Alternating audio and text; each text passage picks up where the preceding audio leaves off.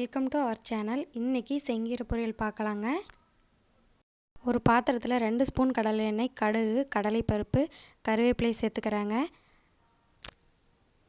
2 வரமிளகா சேர்த்துக்கிறேங்க. 5-6 சின்ன வெங்காயம் சேர்த்து நல்லா வதக்கி விட்டுக்கலாம். அரை மூடி தேங்காய் துருவல் சேர்த்துக்கலாங்க. தேங்காயை நல்லா வதக்கி விட்டுட்டு கொஞ்சமாக மஞ்சள் தூள் சேர்த்துக்கிறேங்க. கீரையை சேர்த்துக்கிட்டு நல்லா வதக்கி விடணுங்க. நான் லாஸ்ட்டாக தான் உப்பு சேர்த்துவேன். ஃபஸ்ட்டே உப்பு சேர்த்தோன்னா கீரை சுருண்டு வரும்போது உப்பு ரொம்ப ஜாஸ்தியாக இருக்கும். கீரை ஓரளவு நல்லா வதங்கி வந்துருச்சு. இந்த ஸ்டேஜில் தேவையான அளவு உப்பு சேர்த்துக்கிறேங்க. ஒரு தடவை நல்லா கலந்து விட்டுட்டு கீரைக்கு தேவையான அளவு தண்ணி சேர்த்துக்கிறேங்க.